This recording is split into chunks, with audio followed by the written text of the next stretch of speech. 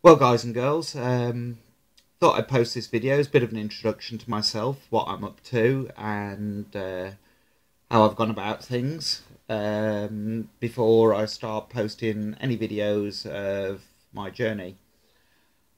My name's Andy, as you can see from the YouTube channel. I'm doing these videos to try and help people out, stop them falling into the pitfalls that I had. I started DJing at 13 and a half, as you can tell. Nowhere near that age now.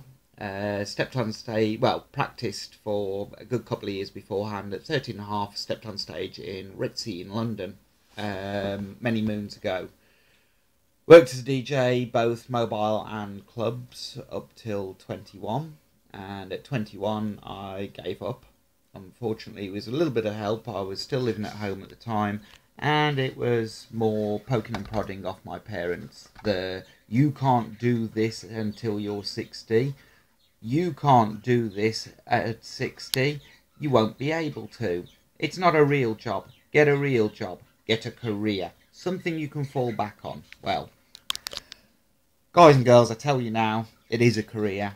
It is something you can earn your living at, and it's something you can enjoy, as many of us do. But at 21, I gave up, went into pub management, club management, and finally after that into sales. Unfortunately, around about 2 years ago, I was laid off just as the recession started and couldn't find another job in sales. You imagine, nobody's got any money, it's a recession, so nobody's buying anything, so nobody's taking on any sales staff to sell them anything. Why pay somebody for doing nothing? Anyway, after the 18 months, a lot of scratching my head, a lot of thinking, a lot of talking to my other half, we decided it was time for me to go back to what I enjoyed, something I missed, and something I loved, and that's working as a DJ. And that's where we kind of come in. The first rig that I bought was summer this year, 2010, and, well, it was a minefield. A lot of things had changed when I came away from the industry. Well, we were just sliding away from using 1210s into these little shiny discs, CDs, and the dual CD player came out. You know, the dreaded 19-inch rack mount job with a separate controller. No jog wheels, no form of control over that CD. If you were really lucky, you bought yourself a Denon setup and you got pitch bend on it. So, coming back into the industry, as you can imagine, it was rather a large shock 10 years later. The first thing that had appeared was DMX, DMX lighting, DMX programming, DMX desks. No longer could you either plug in a controller and it flashed 1, 2, 3, 4 in time with the music, or all your lighting effects, twisters, things like that got plugged into a switching desk which was on or off. Now it's into a DMX desk which you have to program scenes. Your scenes then get programmed into chases. Your chases then get controlled either by MIDI, sound to light, or automatic. And well, that was a mind bender to start with. But hey, I got through it. I found a way around it, and with the help of Elliskin's DJ Tutor, it was made a lot easier. Next, there was MP3 that I found.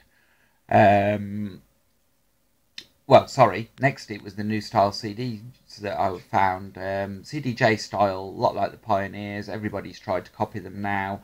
They've dumped this rather large jog wheel on the front of it. Fantastic. What an invention. It means that I've now got almost the control over a CD that I had over vinyl. Gotta have two of those. That was the first good idea.